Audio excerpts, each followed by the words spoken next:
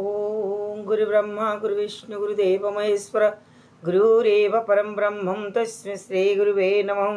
अखंडमंडलाकारं व्याप्तयेनं चराचरं तत्पदं दर्शितं चेनं तस्मै श्री गुरुवे नमः। तस्मै श्री गुरुवे नमः। तस्मै श्री गुरुवे नमः। ओम नमः शिवाय। ओम नमः शिवाय। ओम नमः शिवाय। ओम नमः शिवाय। ओम नमः शिवाय। शिवपुराण बा शैवपुराण प्रथम खंड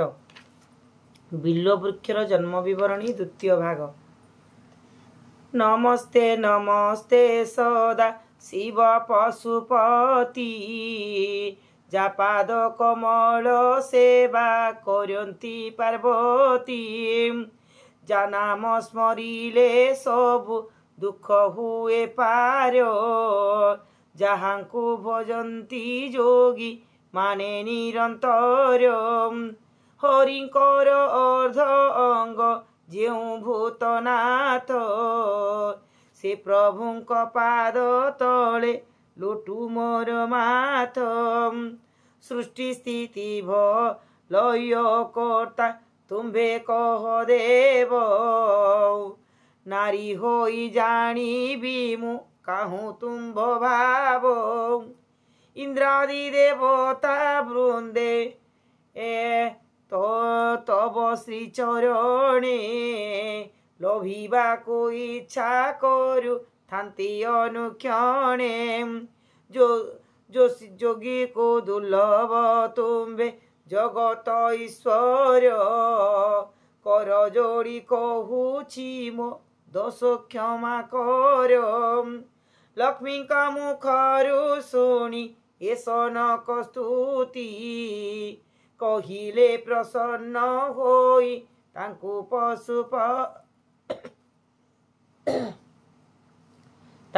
पशुपति लोकमाता ओट तुम्भे देवी कमलिनी परम संतोष हेलो तुम्भ पूजा घेनी प्रसन्न चित्तरे जाची अछु देउ अछु वर पूर्ण होई मनरथ जे अछि तुम्भर 56 कोटी जीव को कहे पड़ी देव सबु प्राणी मानकर माता बोलाइब सकल प्राणी ए पूजा करिबे तुमको अन्न वस्त्र न मिलिब तुम्भ दोरहांको আজি जेउ पूजा तुम्भे कल भक्ति जोगे ए कीर्ति तुम्भर रही थाउ जुगे जुगे जेउ स्तन काटी मते कल समर्पण ता अंशरे हे बिल्व वृक्ष उत्पन्न बिल्व पत्र देई मते जे पूजा करीब मन वांछा फल कुसे तहिरे लभिब सुवर्णर पद्म सुना चंपारे पूजिले समान नहिब बिल्व दल पूजा कले बिल्व दल सहित रे मिसाई चंदन मसीरे जे देव मोक्ष हेब सेहु जान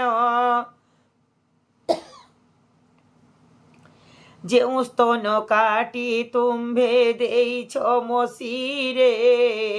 एही क्षणी हे उताहा पूर्व परकारे ए सनक आज्ञा देवा मात्रे त्रिलोचन पूर्व प्राय देखा गला लक्ष्मींकर स्तन तहु शतगुण शोभा श्री अंगरे बही नाना स्तव कले देवी सिरे कर देई तहुरे संतुष्ट होई प्रभु वृषासन लक्ष्मी की बोइले जाहा जाहा मागी घेन कमला बोलोई बोइले बर मागी मुन जाने सर्वदा मो भक्ति थाउ तब श्री चरणे सदा तुष्ट होए हरि घेनन्तु मो सेवा प्रसन्न मनरे मते एहि वर देवा ए वचन शुणी अस्तु कही त्रिलोचन चाहू चाहू से ही ठारे हेले अंतर्ध्यान एथु अंतर रे कथा सुन सर्वऋषि अंतर्ध्यान होई जानते कैलासवासी जो स्तन पद्मकोटी थिला शिवलिंगे तहिरु जन्मिला बिल्व वृक्ष भूमि भागे दुर्लभ पादपकोटी होन्ते जनम पल्लवी दिशिला ताहा अति मनोरम ता जानी इंद्रादि अमरंकु संगे घेनी मिलिले जे वृक्ष पासे आसी पद्मजोनी प्रवेश प्रवेश होइले तोहि आसी हरिहर आबर ओइले यक्ष असुर किन्नर वसुगण ऋषिगण सिद्ध साध्य जेते से सर्वे मिलिले आसी सेठारे तोरिते सर्वे करुंड होई देखंती प्रतीक्षे दिव्य शोभागे निजन मिछि बिल्व वृक्षे कमल त्रिशाखा पत्र तहिरे पुरीछि दिव्य सुवासन मन हरि से नेउछि ब्रह्मा कहिले से वृक्ष जन्मिबा कारण शुणी ताकु नमस्कार कले देवगण श्रीहरि बोइले शुणे सर्वमन देई ए वृक्षर नाम मान कहिबा बुझाई मालुर श्रीफल बिल्ल सांडिल्य सेलुस द्रुमाक्ष कमल छेद विष्णुदेव वास तीर्थपद श्राद्ध देव शिव शिव प्रिय शुक्लवर्ण त्रिनयन पापाघ्न विजय संजमी आबर बर जय पुण्य धाम ए रूपे ओटोई जान एकविंश नाम ए नाम मानंकु प्रति दिन जे पर्जपीब से प्राणी देहांत काले वैकुंठ को जीव ए वृक्ष मूल रे दीर्घ प्रति सहे जात पुण्य क्षेत्र ओटे जान सर्वदैवत पत्र रे देखुछ जेउ शाखा तीनी गोटी से तीनी हे जान ब्रह्मा केशव दुर्जटी मध्य शाखा गोटी शिव बाम जे विधाता मुनि जे दक्षिण शाखा यथार्थ एकथा ए कारण बिल्व वृक्ष छाई न डेइब बेलपत्र पड़िथिले गोड़े न कुदिब यद्यपि ए कथा करी बके मूढ़पणे अल्पायु होइब सेहु मो वाक्य प्रमाणे शिवंकु अर्पण कले एक बिल्व दल तहिरु मिलिब कोटि कन्यादान फल सस्रे पद्म फूल देई शिवंकु पूजिले तातुले नुहई एक बिल्व पत्र तुले शुद्ध पूत होई बिल्व पत्र को तोलिब जत्ने डेम्फ छिड़ाइब डाल न भांगिब मालुर वृक्षरु डाल भांगे जेउ जन से करई शिवंकर श्रीअंग छेदन सूर्य बिना आओ अन्य देवता मानंकु पूजिब श्रीफल पत्रे कहिलु तुमंकु ପାଞ୍ଚ ସାତ ଗୋଟି ବେଲ ବୃକ୍ଷ ଥାଏ ଜହିଁ ଈଶ୍ୱର ପାର୍ବତୀ ବାସ କରିଥାନ୍ତି ତହିଁ ବିଲବନ ଅଟେ କାଶୀ କ୍ଷେତ୍ରର ସମାନ ତହିଁ ବାସ କରିଥାନ୍ତି ସଦା ତ୍ରିଲୋଚନ ଗୋଟିଏ ମାଲୁର ବୃକ୍ଷ ଥାଏ ଯେଉଁଠାରେ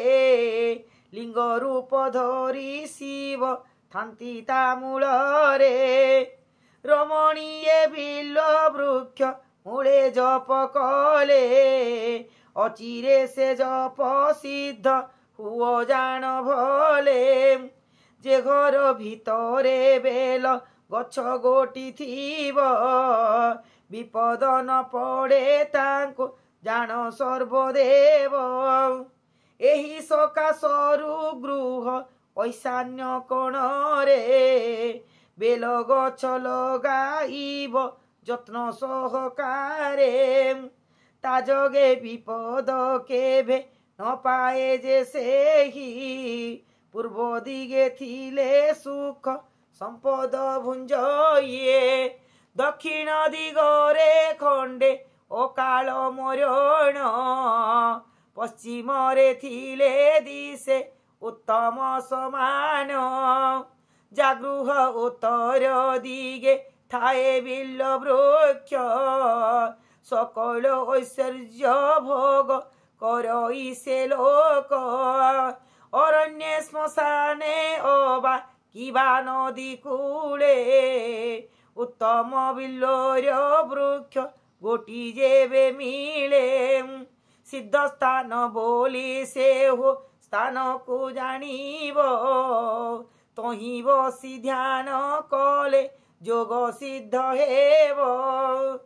অগণা ভিতরে বেল গছ পতি করি তাহাকু পূজিব যেবে শিব জ্ঞান করিয়ে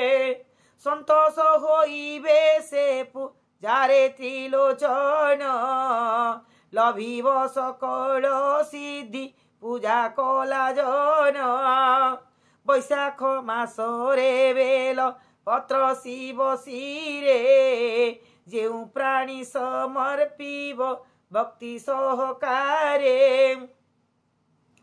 তাহাকু মিলিব লক্ষ্য ধেনু দান ফল দেহান্ত সময়ে প্রাপ্ত হেব শিব আল বেল বৃক্ষ প্রদক্ষিণ কলে মাধ্যাহ্নরে মেরু প্রদক্ষিণ ফল ফলে মাধ্যাহ্নরে বেল বৃক্ষ ন কাটিব বিক্রি ন করিব যে এহা করিব সেহি পাতকি হইব